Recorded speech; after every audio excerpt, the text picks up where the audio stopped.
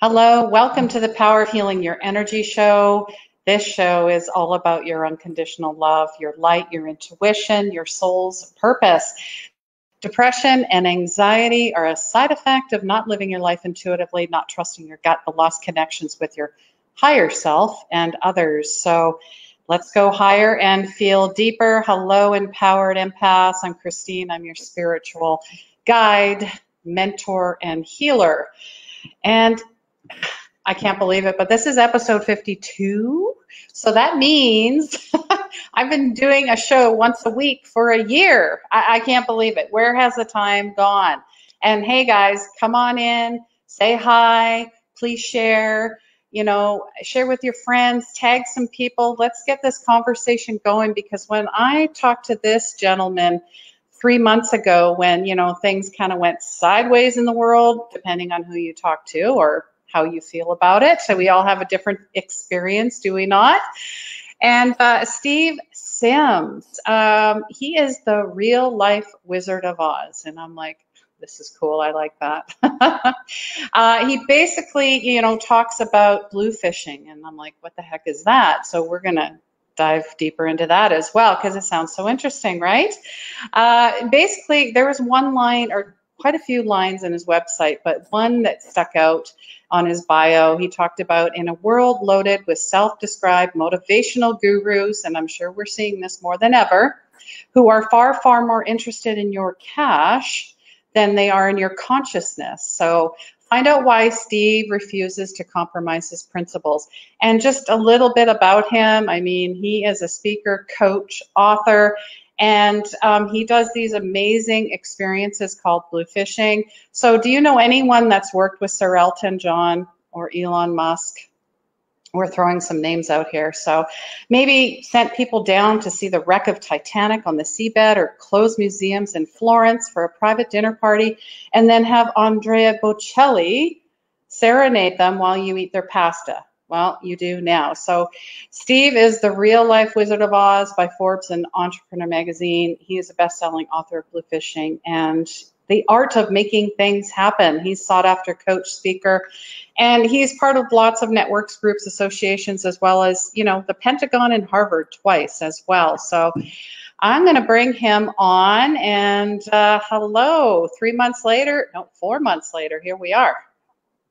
I'm wondering how many people were expecting to see me when you were giving that layout. What do you think they were expecting to see? I've been into meetings before. There was a famous one that I had on Sunset Boulevard where I was meeting a client that had done business with me for about 3 years, spent probably about $2.5 million with me, and I literally was at a restaurant.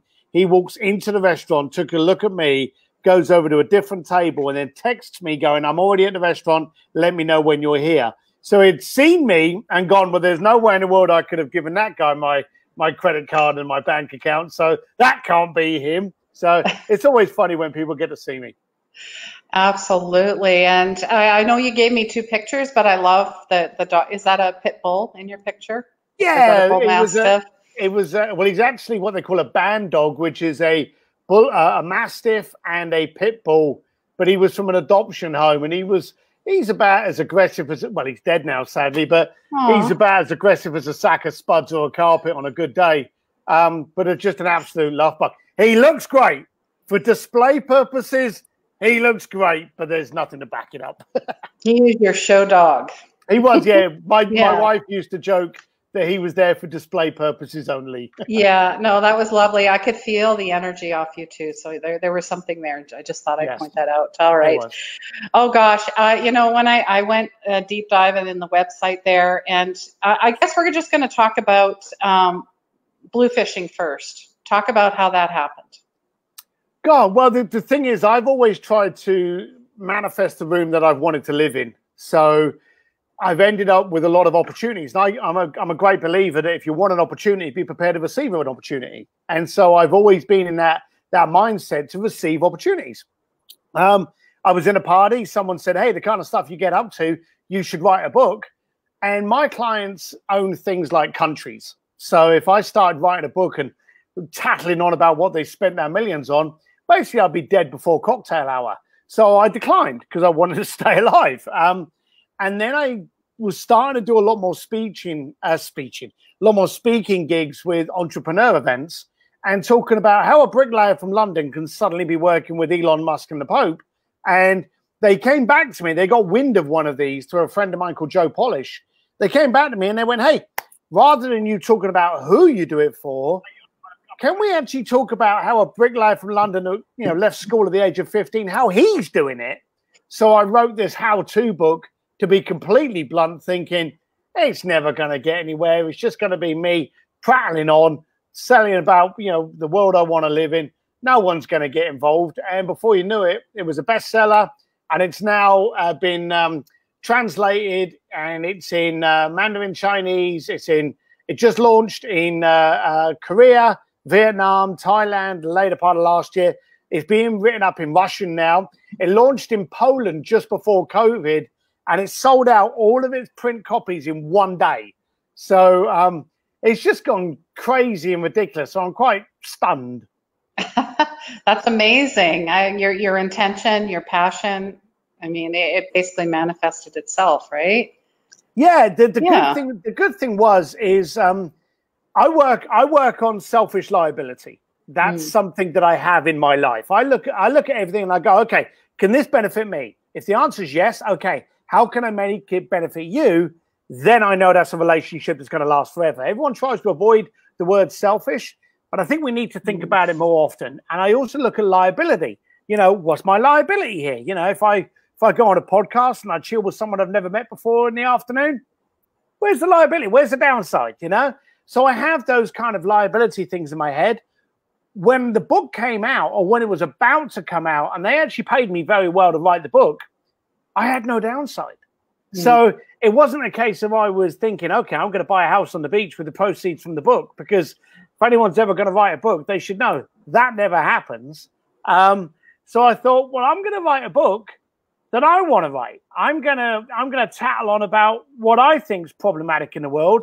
I'm going to talk about all the tips and tricks that I've used. I'm going to give it all my way.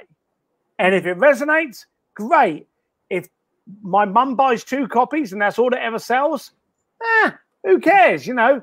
But in fact, here's a quick funny story. The first month it came out was in October, like 2 years ago. It sold 400 copies. And I phoned my agent and I went, 400 copies, you know, is that good? Because I didn't know, it's my first book. And they went, no, let's look next year. So November comes around. I think it was like 300 and something. Okay, so going the wrong way.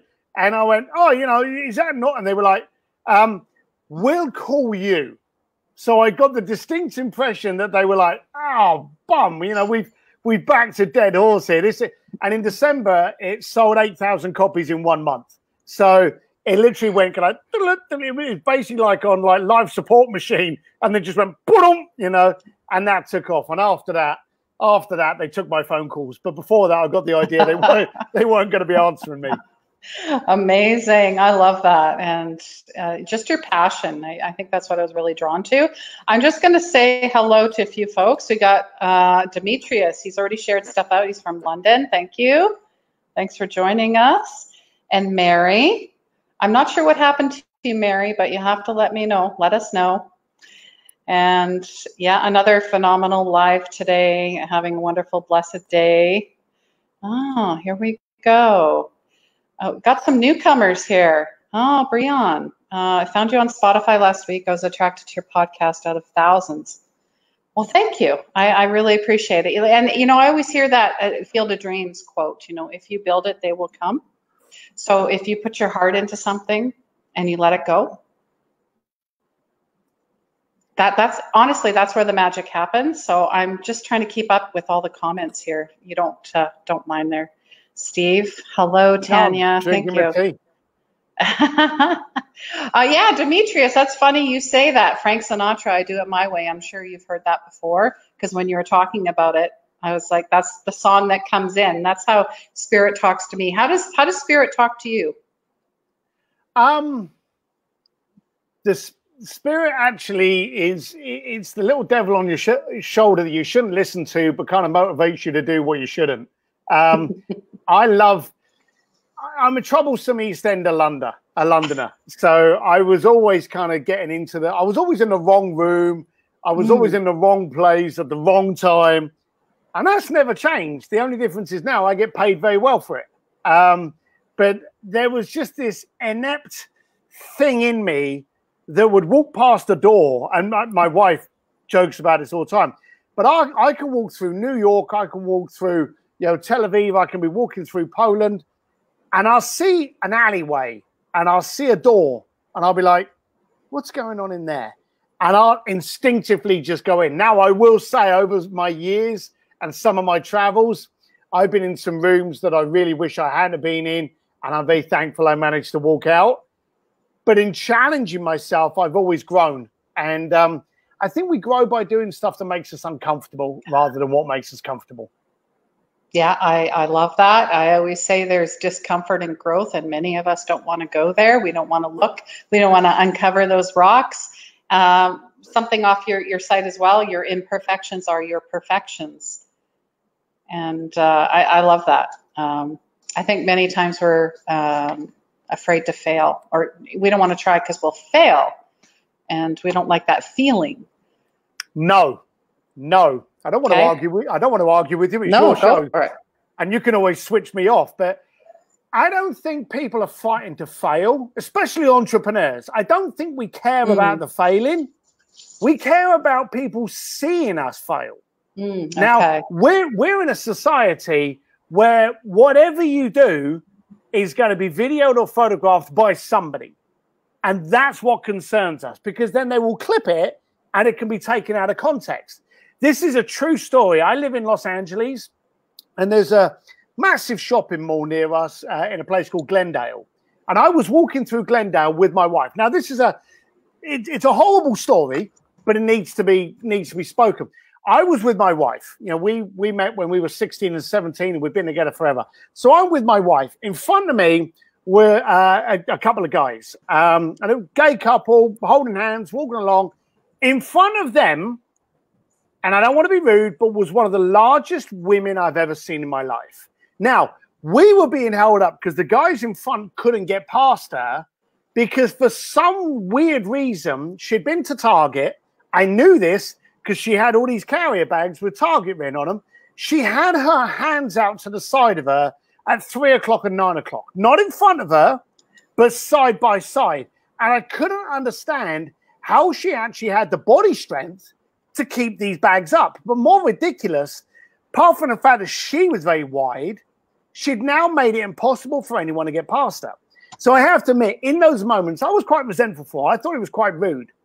She had her hands out to the side and she tripped. Now, because she had her hands out to her side, poor woman went down on the side of her face. Nothing elegant about it. She hit it. I've never heard the sound like that before. The movies can't replicate it. This poor woman with no support or restriction hit herself on her face. Now, the two guys in front of me leapt to grab her. No one was going to stop her falling, but they went to grab her, and once she was down, they were there. I ran over there to grab her. There was loads of shopping that now literally just scattered. I grabbed all of her shopping bags. These guys sat her up. I put all the shopping bags between her very unelegant legs now splayed. The poor woman was dazed, didn't know what was going on.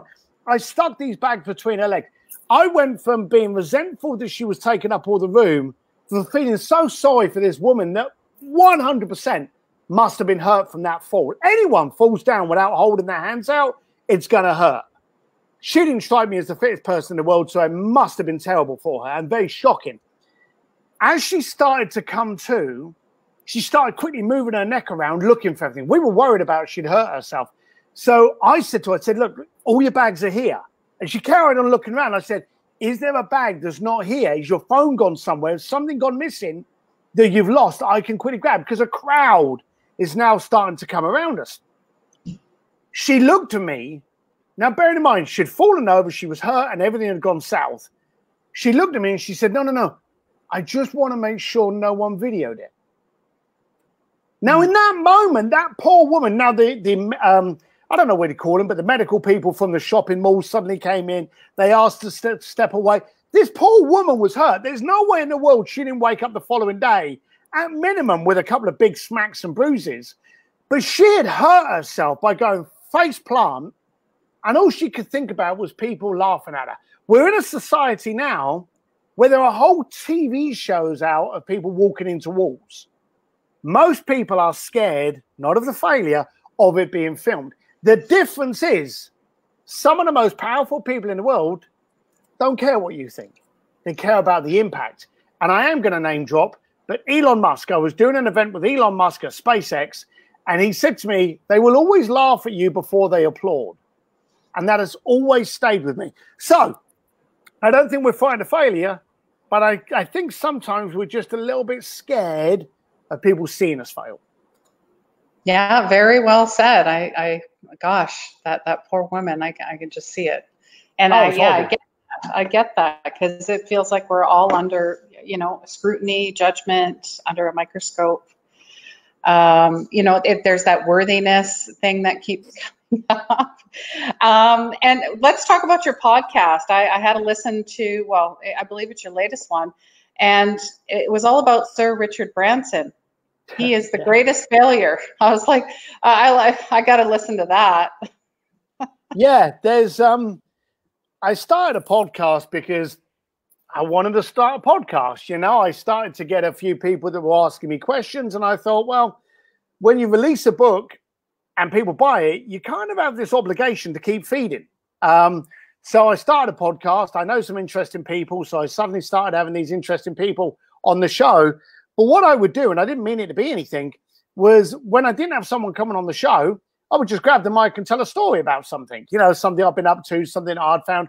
And I've worked with Richard quite a few times. Now, within all business aspects, there's things you agree with someone on, there's things you disagree with things on. So I'm not saying the guy's a saint by any means. But there's one thing that I absolutely do, fan gush over him. He's got a switch. And as soon as he sees something's not going right, he doesn't throw money at a dead donkey. He turns it off and walks away, and he's done. End of conversation. He is very, very good at looking at something and go, well, I gave it all, I'm out. And the downside is today, far too many of us, we actually pay for the pleasure of being in business. We think to ourselves, oh, it's going to turn around. Oh, it's going to come. Oh, that'll be okay if I keep doing this. And we keep lying to ourselves. And so you need to be very direct and turn around and go, okay, I'm going to give it all my all, but if it doesn't hit X, Y, Z, I'm done. And Richard's launched like well over 400 companies. Some have done brilliantly. A lot have not. But he's been able to just turn the switch and go, well, okay, that did what, Virgin Brides, Virgin Cola was a big mammoth mistake. And he's just gone, tried it out. And that's what I like. He is a very good failure because he knows when to just go, I'm done. And he's not going to waste time in trying to revive something that doesn't have any life in it. Yeah, that definitely makes sense as well. And then there was another part on the site, Sim's Distillery, and I'm like, what's that about? So I had a little look around. I mean, I'm sure when people go to the site, they're thinking something else. So where did that come from? So we had, everyone knows I'm drinking a cup of tea now, but everyone knows that like 5 o'clock, there's going to be an old fashioned in there. I like to have a nice whiskey. Okay. And the whole premise of a distillery is to find the best parts and turn it into a beautiful drink. So it just became this kind of weird thing and it was just a pipe dream. I came up with this one day that I was going to create a distillery. I was going to bring the best elements of my friends, my connections, my relationships. I was going to bring them into one house, and then you can drink from the cup and make you a better person. And it started off as trivial and as minute as that. We ended up launching it. It's like $97 a quarter or $2.95 a year. And this is what we do. Twice a month, we have one of my guests come in and we do a 45-minute live AMA. And we've had Jay Abraham, Jeff Madoff. We've had just tons of people coming in that have helped you on different things and different aspects. And then from there, what we do is we also have varied ones throughout the week, and every other week we also do virtual happy hours. It's the only place where you actually get to communicate with me direct. So we made it this community. Now, here's the funny thing. We talk about fear and failure. Last year, everyone was telling me to release a course. Now, I don't like courses, okay? The reason I don't like courses is I call it the diet book syndrome. People buy a diet book and think just purely and simply because they purchased it, they're going to lose weight, you know? All of the action is in the action. And so I thought to myself, I'm not going to do an online course. I'm going to do a community.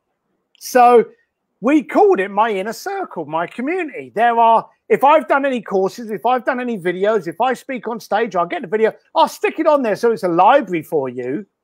But more than anything, you're now going to be part of my community. So we built this community, and there were actually a few naysayers, which always fuels me to push it further.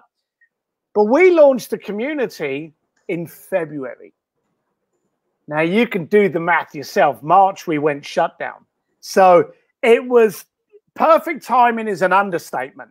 We launched the community, and while everyone's out there trying to find ways that they can impact from today, ways that they can be positive from today, ways that people can network with similar-minded freaks, because let's be honest, we're all a bit weird. We're all a bit strange. And as I always say, we're disruptors and we're creators.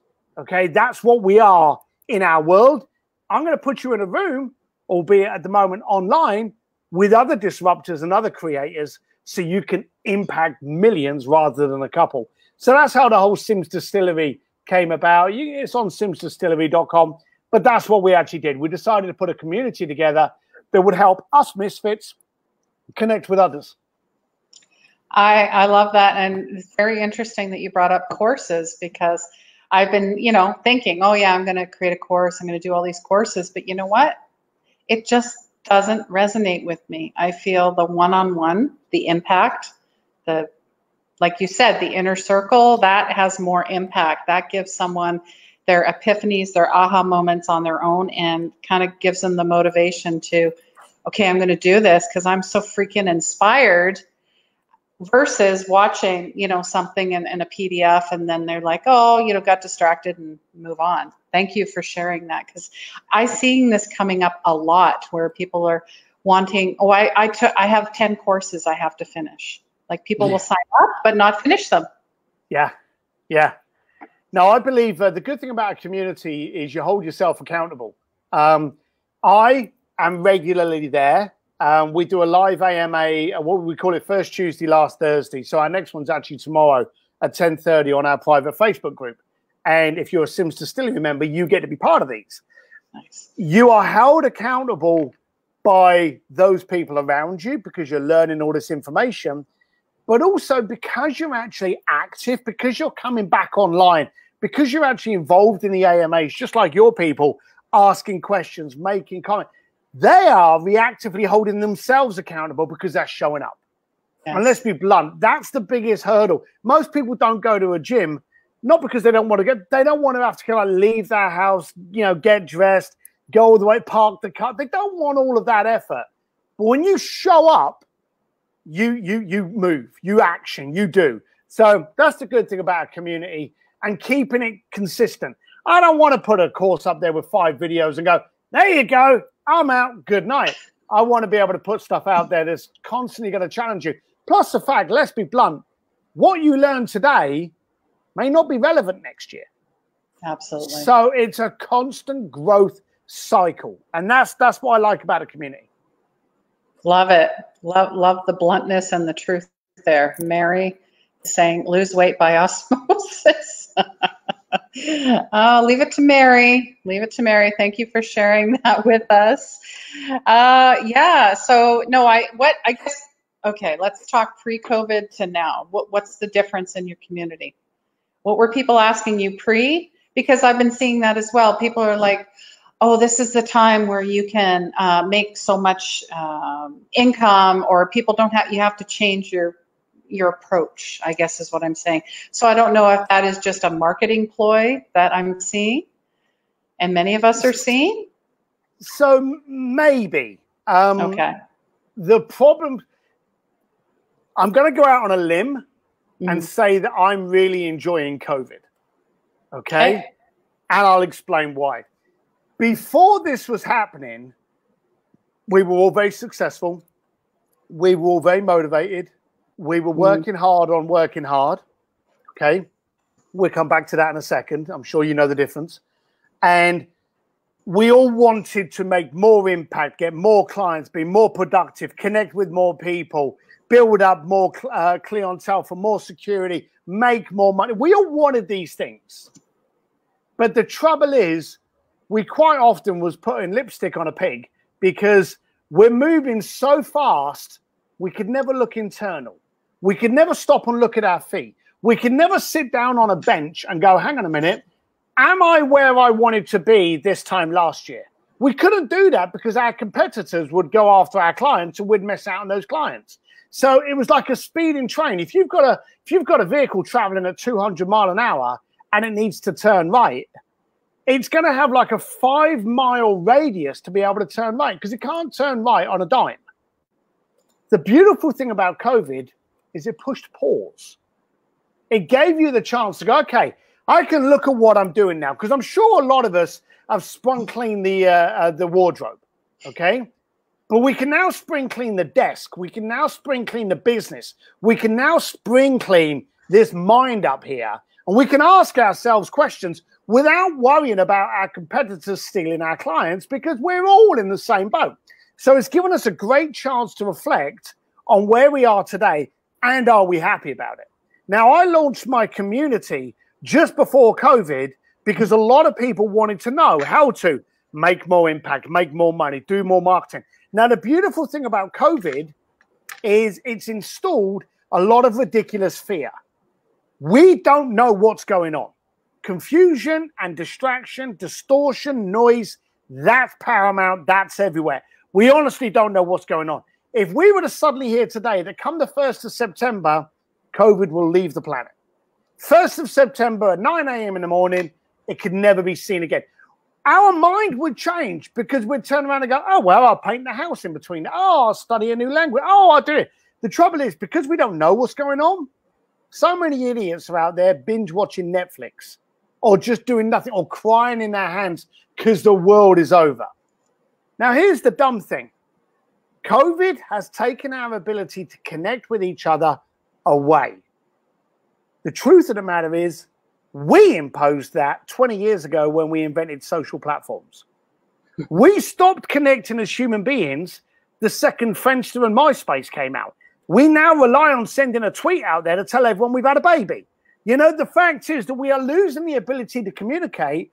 COVID has just slapped us in the mush and gone, hey, do you miss it or don't you miss it? And we miss it. Now, here's a couple of statistics which are just stupid. As human beings, we want to connect. At this moment of distraction and distortion, we're terrified and therefore we're repelling, we're moving away. More people have pulled out of marketing, especially like Facebook and advertising. They've pulled out.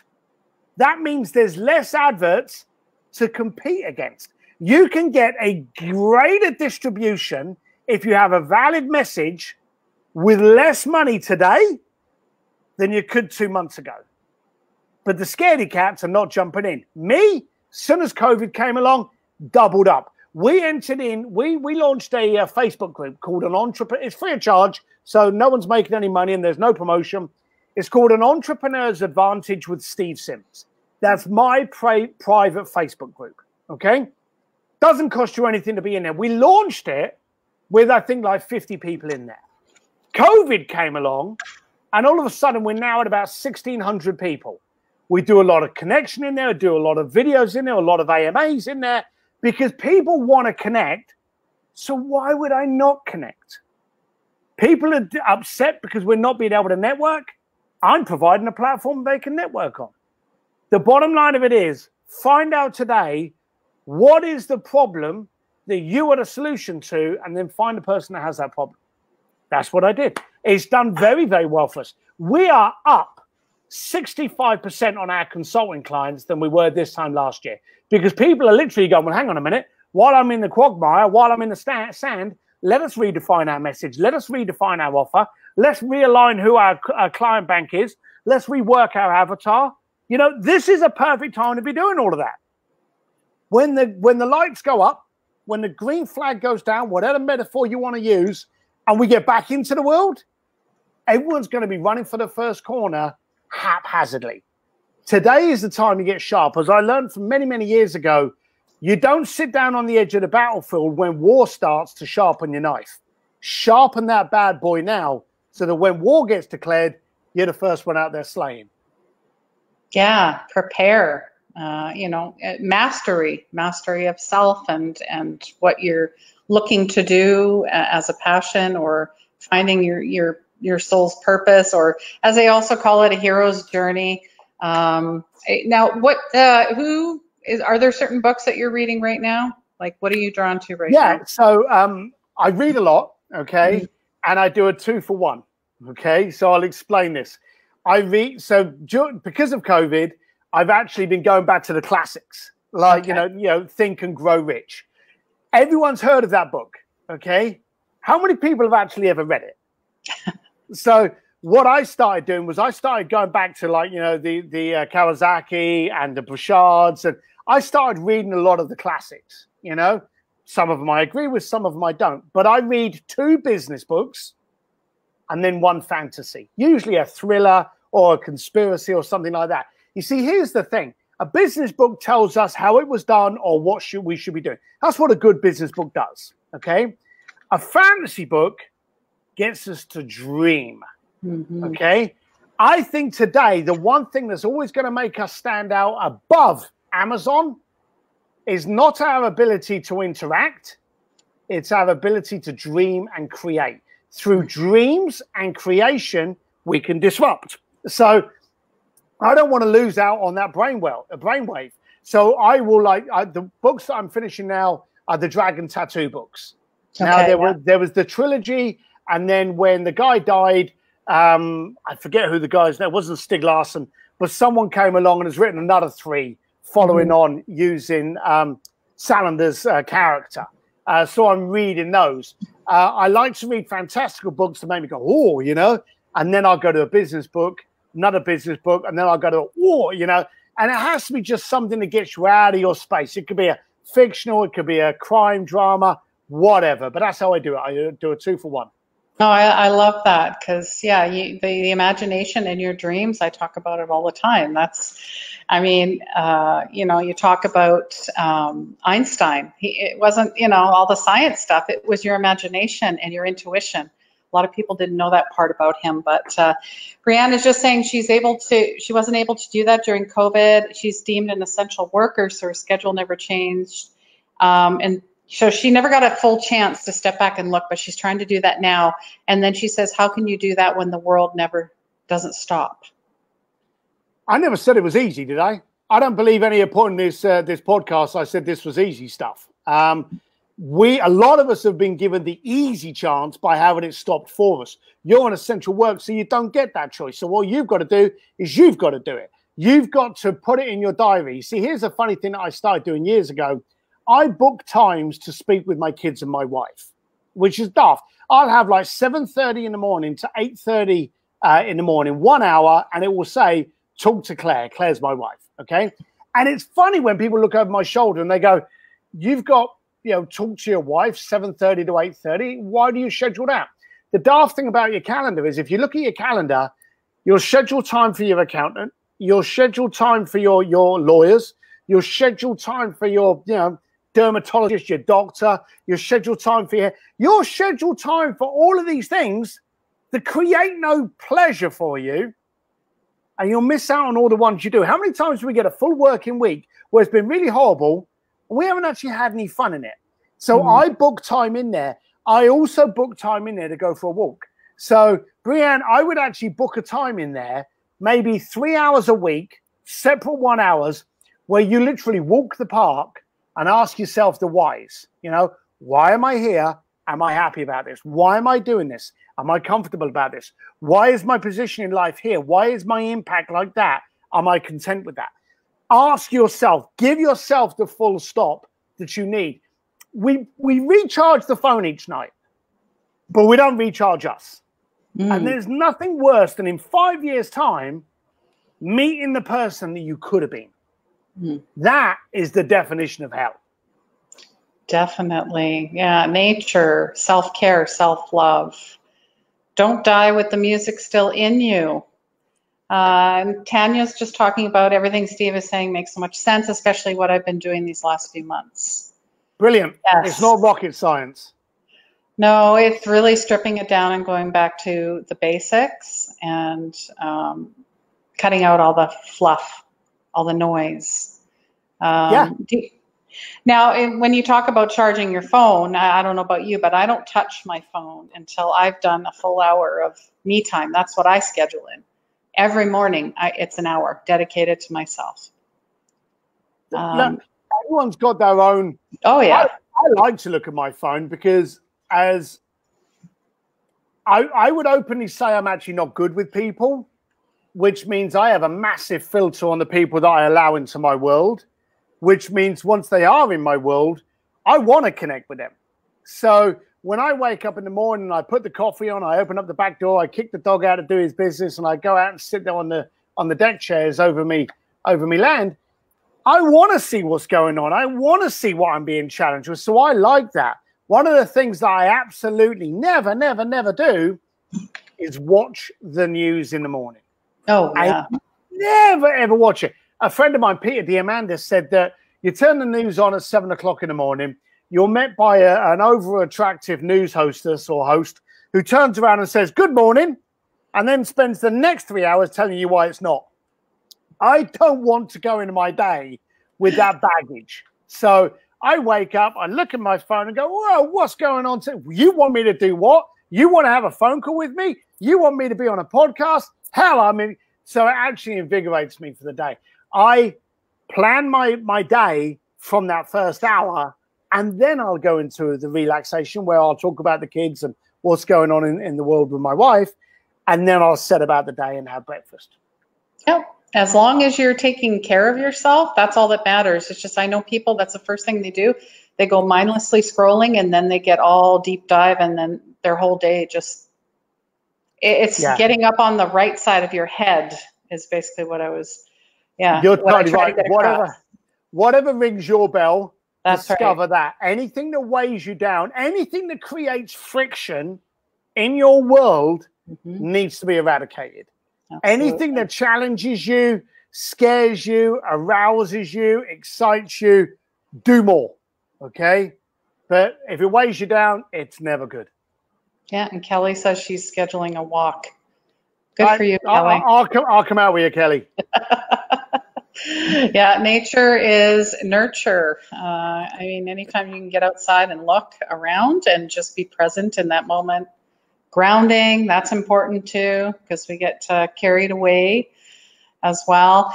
Anything else you want to, share with us? So we're going to be wrapping up in probably about 5 minutes, but is there something that's pressing that you just want to share with our audience right now, or give someone a little piece of advice? Or yeah, I think we just really need to stare in the mirror. You may be aware, you may not be aware, but the common toothbrush has evolved faster and more dynamically than we have in the millions of years that we've been around, okay? We are the slowest evolving technology in the planet, yet we hold each other to standards that shouldn't exist. The bottom line of it is you wouldn't buy a washing machine if it carried the same warranty as a human being. We need to understand what we are. We are pack animals. We need a community. We need to attach. We need to connect. Find it in any way you can and force it to happen. You may not be able to go down to the pub. You may not be able to organize a house barbecue. Phone people, Zoom, FaceTime. Keep the connectivity alive.